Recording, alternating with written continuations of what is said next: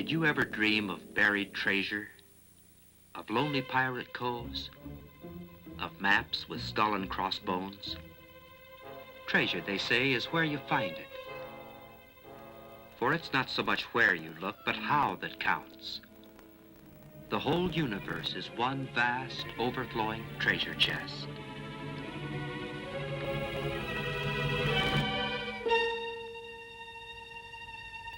The greatest treasure hunt of all time had its beginning almost 400 years ago in the little Dutch village of Middelburg. For it was here that Jan Lippershey and Zacharias Janssen gave to the world the telescope and the microscope. It was Galileo who first turned the telescope toward the heavens and thus forged a tool which snapped the fetters that bound man to the earth and loosed him to roam the uncharted pathways of the heavens.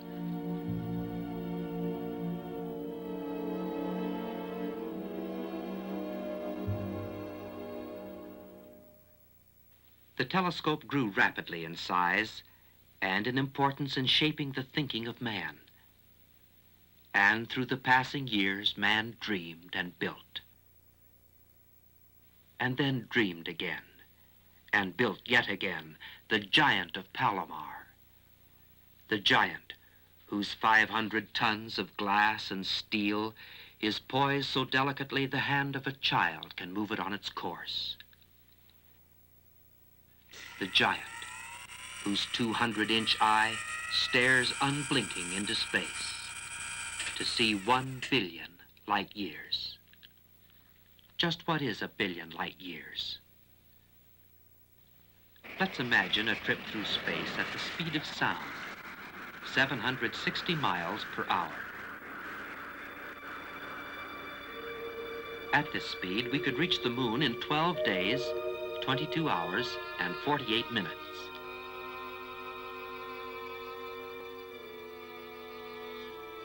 To reach the sun would require 5,040 days, or almost 14 years.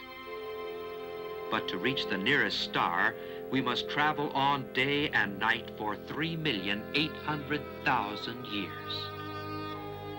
If we were to continue at this speed for another 75 billion years, we would come at last to the limits of our galactic system, or our universe.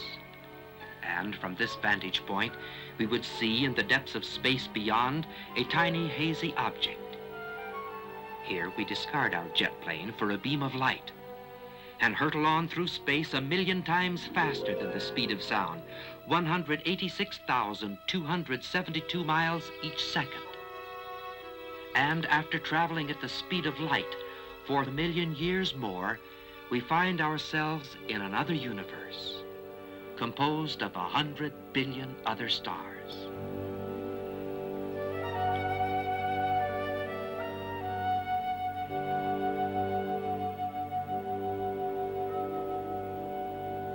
But this is just our next-door neighbor in space, the Andromeda Galaxy. These other galactic systems or universes seem to be quite similar to our own. They are all more or less spiral in shape, quite flat when seen from the edge.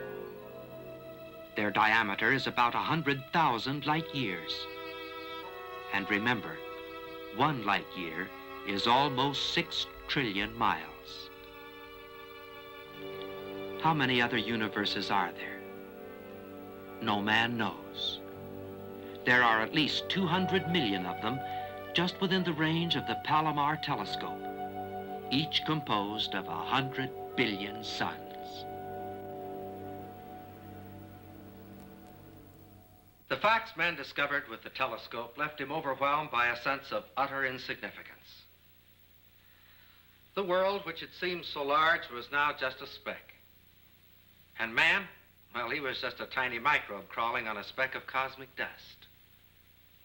One thing seemed certain. Man was far too small for God to care anything about. You know, partial knowledge can be a dangerous thing. If a man were to keep his eye glued to a telescope all the time, for example, he could get all sorts of weird ideas. For you see, the telescope gives us just half the picture.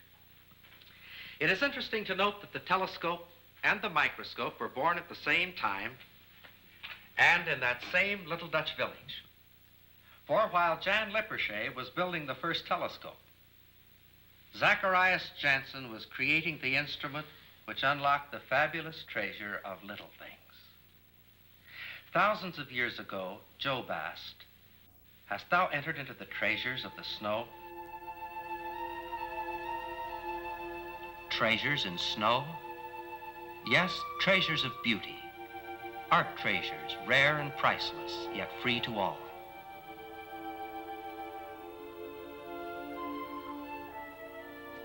The treasure of good, honest fun in an old-fashioned snow fight.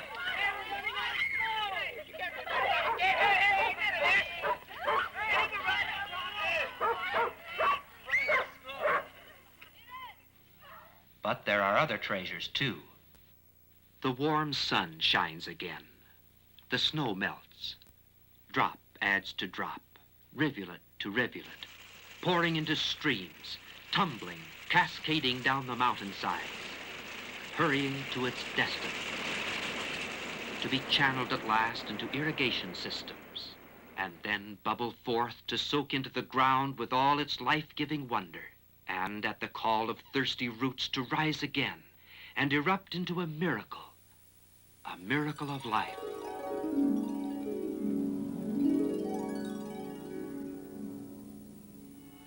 Hast thou entered into the treasures of the snow? That treasure which man may woo, but only God can give? God too busy to care for man? What logic is this when every day we see the miracle of his hand about us?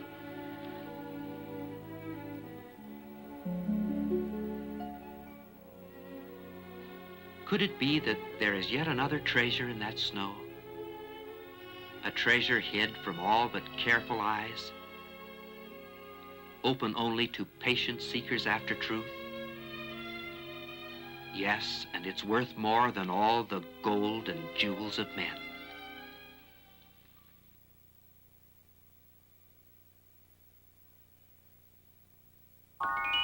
The snowflake. Here is the real treasure of the snow, hidden deep in the mystery of every tiny flake, the treasure of wisdom and understanding of our God.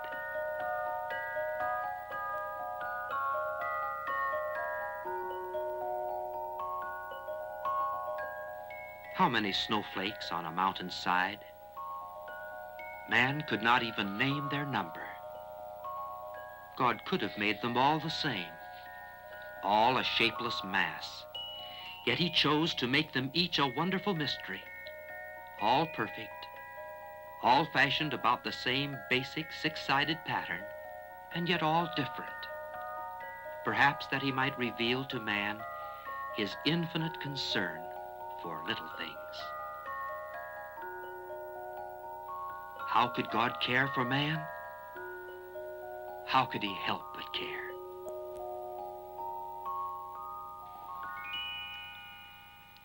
Did you ever take a good look at a grain of salt? That single grain is composed of billions upon billions of particles, so small that if we put 1,000,000 of them in a pile, we couldn't even see the pile, not even with a microscope. Now, put a drop of water on the grain of salt. Warm the slide just a bit.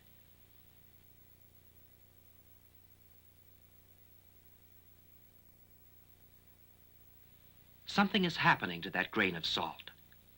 We say it's dissolving.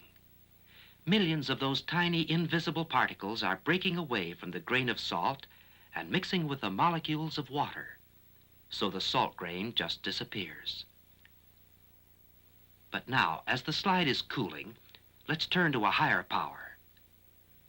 When the water cools just enough, scores of tiny little gems appear as from nowhere. Millions upon millions of invisible salt molecules join hands again to form microscopic crystals of salt.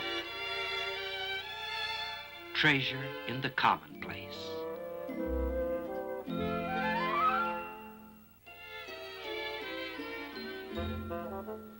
With the microscope, the medicine chest becomes a treasure chest. each substance with its own jeweled magic.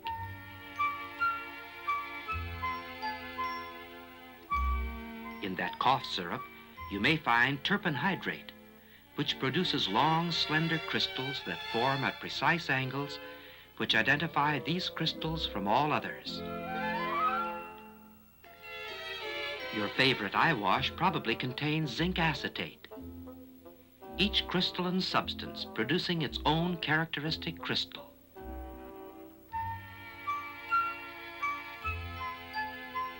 Oxalic acid forms a tumbling jumble of microscopic jackstraws. Hydroquinone, a forest of shimmering needles. Most crystals are microscopic in size, but there are exceptions. Rock candy starts as invisible sugar molecules which build together to form microscopic sugar crystals. And then, if there is a constant supply of sugar molecules and a constant temperature, will grow almost indefinitely. You may have seen these giant sugar crystals in a jar of jelly that was left in a forgotten corner of your cellar shelf. An ample supply of molecules, even temperature, and centuries of time. These are the ingredients that have transformed the heart of the earth into a storehouse of endless treasure. Treasure that has drawn men as by a strong magnet into the dark recesses of the earth. Cave explorers, speleologists they're called, spelunkers if you know them well. Men for whom the call of strange adventure is loud and clear.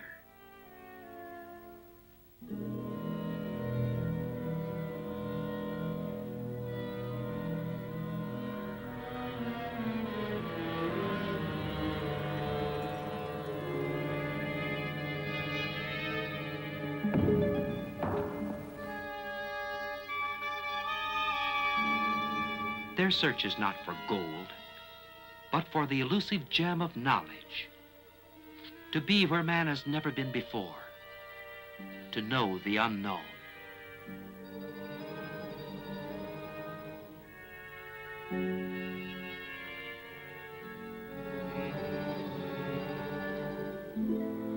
The grotesque figures which lend such eerie quality to limestone caves are formed by water, not carved by tumbling torrents, but built quietly through the passing centuries by the steady dripping of water, saturated with dissolved limestone. While each shimmering drop hangs for a fleeting second, it evaporates imperceptibly, leaving behind a few tiny molecules. This action forms the stalactite from above. Similar action forms the stalagmite on the floor of the cave.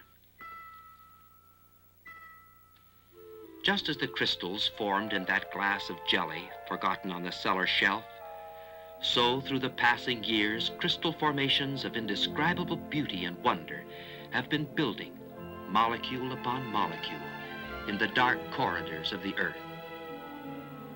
Some men climb to mountaintops. Some descend to hidden depths. But whether they reach up or down, they find the wonder-working hand of God has gone before.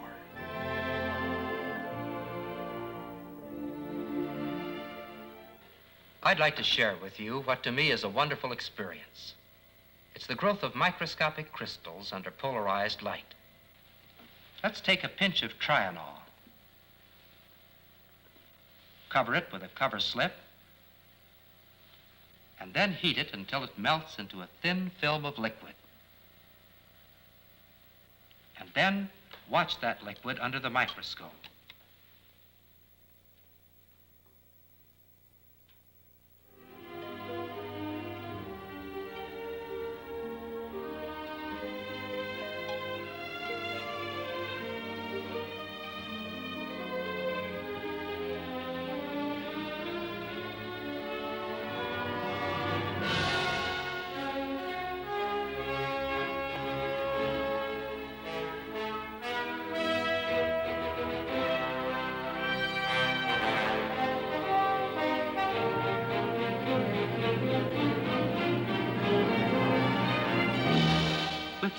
chemicals, the crystals form very slowly. With others, they form almost instantly.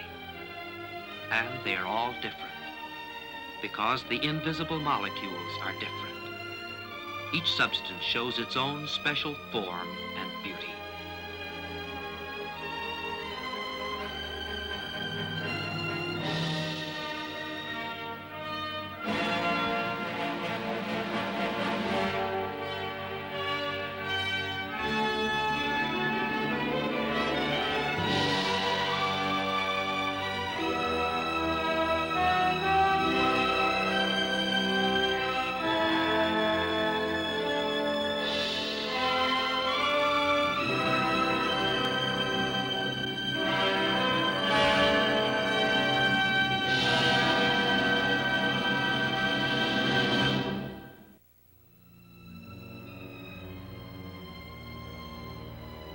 The desert is a lonely place. God-forsaken, we sometimes say. A place of desolation and death. The old prospector has spent his life in these burning wastes in search of treasure, always hoping someday to strike it rich. And yet, day by day, he has trampled underfoot a priceless treasure he never dreamed was there. A treasure brought to light but recently by the careful searching eye of science. The microscopic flowers of the desert. Belly plants, they're somewhat inelegantly but quite appropriately called. For they are planned by God for big men. Men big enough to stoop low to marvel at God's care for little things.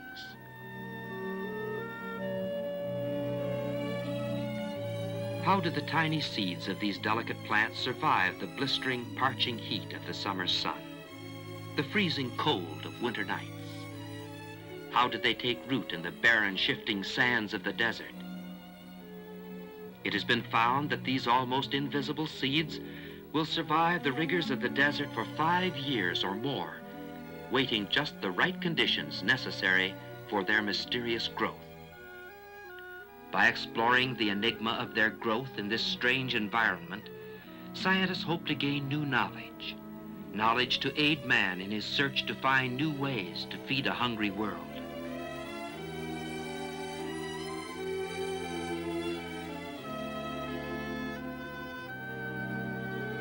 God-forsaken? Not so long as myriads of wondrous plants lift their tiny heads to heaven in witness to God's care for little things.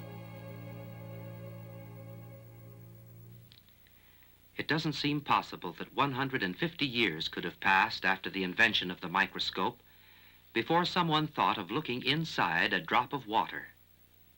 After all, what could there be in water but water itself? The modern microscope is a far cry from early handmade instruments. But in retrospect, we can slip back through the years to the moment when Antony Leeuwenhoek first peered into a drop of water. With a trembling excitement, he realized that he had discovered a whole new world, a world of enormous littleness, with creatures that had lived, had reproduced, had battled, had died, completely unknown to all men from the beginning of time. To an unbelieving world, he announced his find, that there were tiny beasties, he called them, living in water, more of them in a single drop than there were people in all his native land. Many are one-celled organisms. That is, their entire body is made up of just one cell, a single highly complex cell that provides the functions of locomotion, assimilation of food, reproduction. One tiny cell that somehow harbors all the wondrous mystery of life. The amoeba, ghost of the microscopic world. For years, this fantastic one-celled creature has stirred the imagination of stolid men of science. It expands the cell wall in the direction it wishes to go, and then flows its eerie way through life. A tiny blob of protoplasm, somehow possessed of life. It shuns harmful chemicals, avoids strong light, and seeks food that will sustain its life. Protoplasm. Where in all the universes of space is there a mystery more inscrutable than life itself?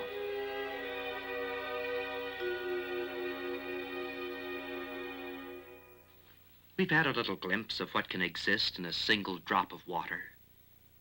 But stop and think.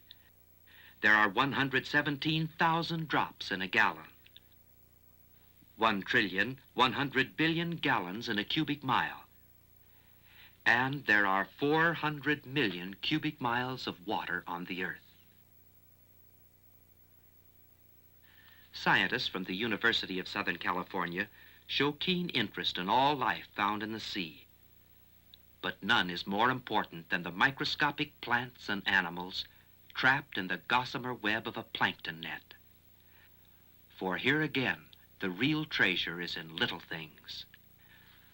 Most of us are apt to think of microscopic life only in connection with fresh water. But a drop of seawater is even more prolific. The amount and variety of microscopic life in the sea is vast beyond all comprehension. This little fellow, who seems to be practicing a juggling act, lives in a hollow tube. When he decides to go someplace, he works his way carefully to the end of the tube, starts his outboard motor, and swims off, glass house and all. Even the microscopic world has its comedians. These little fellows are just about as funny as they come.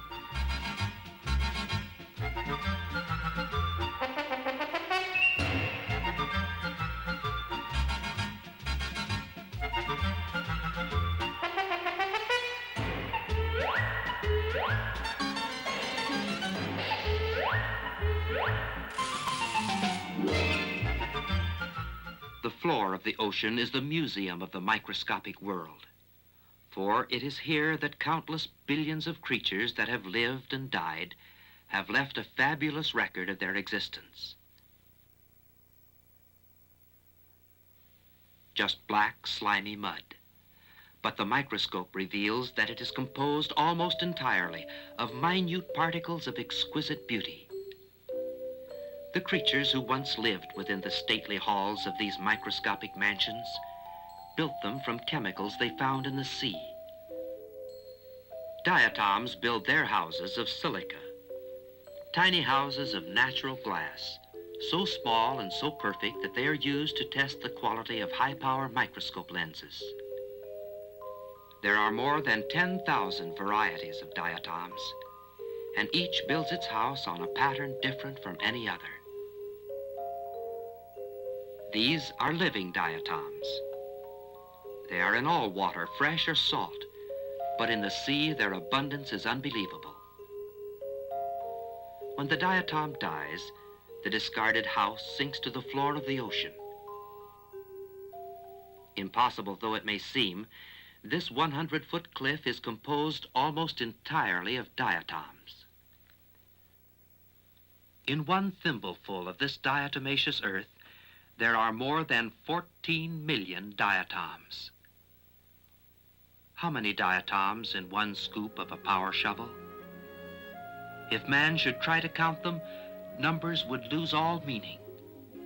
And remember, every one of them was once a living thing, an object of the Creator's care. This area was once covered by the waters of an inlet from the sea. Waters in which diatoms lived and reproduced in fantastic numbers. When they died, their tiny houses sank to the bottom, leaving a deposit of almost solid diatoms, 5 miles square and 1,400 feet deep. The God who can form a galaxy of 100 billion flaming suns and hurl it into space must be a God of infinite power. But a God who can create tiny living organisms and somehow endow them with the architectural genius and ability to fashion these microscopic mansions must be capable of infinite concern for little things.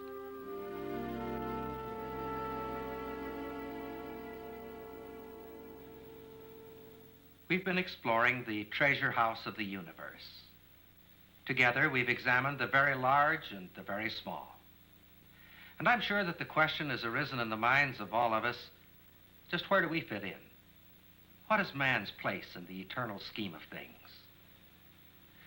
One answer to this question comes from a recent and a very startling discovery in the field of science. If we were to take the smallest object known to science, a subatomic particle, which is something of the order of a billionth of a trillionth of an inch in diameter, and place it at one end of a chart, and then take the largest object we know anything about, a stellar galaxy, like our own galaxy, and place it at the other end, we would find that a man of average size would be right in the center of that chart, exactly halfway between the infinitely large and the infinitely small. I suppose that a mathematician would say that man is the mean proportion in the universe. Does God care for man? The question seems just a little foolish now, doesn't it? Of course he cares. If God would stop caring, that moment we would stop living. But God's concern extends beyond just our breathing and the beating of our heart to the deepest need of our life. From the Bible, we find that God's greatest concern is our spiritual welfare for all eternity. And in the Bible also, we find that he has made ample and wonderful provision for all of us. For God so loved the world that he gave his only begotten Son, that whosoever believeth in him should not perish, but have everlasting life. What is the greatest treasure in life? To know God, not just as creator of the universe, but as our personal Savior, our Heavenly Father. This priceless treasure is within your grasp if you'll just reach out the hand of faith and take it.